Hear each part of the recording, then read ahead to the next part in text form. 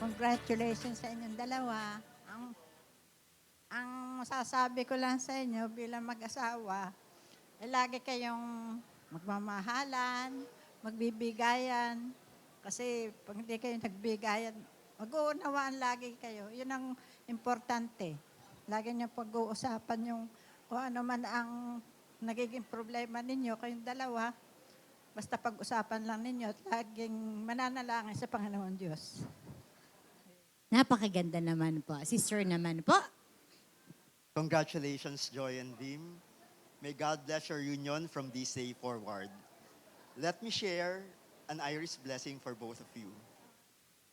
May your mornings bring joy and your evenings bring peace. May your troubles grow few as your blessings increase. May the saddest day of your future be no worse than the happiest day of your past. May your hands be forever clasped in friendship and your hearts joined forever in love. Your lives are very special. God has touched you in many ways. May His blessings rest upon you and fill all your coming days. Congratulations. Napakaganda naman. Thank you for sharing that, Sir Roberto Lucky. Souvenir picture, please. Next in line, of course, bibilisan na natin para makapagsayawan na tayo. We have Dr. Jose de Vivar and Miss Patricia Joyce Prospero. Ayan, nandito pala sila. Ayan. Napakabata naman itong ninong na to, ano? Ayan. First time po ba, Dr. Jose de Vivar, na magiging ninong? Hindi naman. Okay.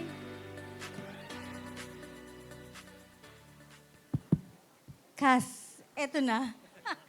Congratulations to you. And actually, cousins kami Hindi masyado malayo ang age namin. Pero Cass, selos ako kasi dalawa na kaming joy sa buhay mo.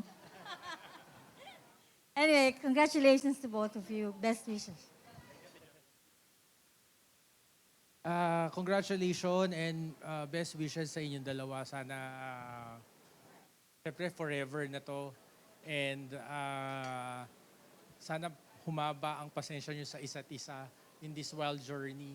And syempre, endless yung pagmamahalan ninyo. Yun lang naman yung wish namin. And maging masaya kayo. Yun lang. Good luck. Thank you po. Souvenir picture po with your inaanak na pinsan. Yan. Thank you. And of course, we love to hear from Miss Patricia Alvarillo. Balakpakan po natin. Ay, si ma'am. Oo. Alright. Hi, hindi naman ako ready. Ako naman, masasabi ko sa inyo, always yung open yung communication nyo sa isa't isa. Huwag kayong gagaya sa akin, ha? The joke lang. At saka, ngayon pa lang, simulan yan na ninyo mag-ipon ng pera. Okay? Kasi later on, pagka nagkaanak kayo, at least may mahuhugot kayo.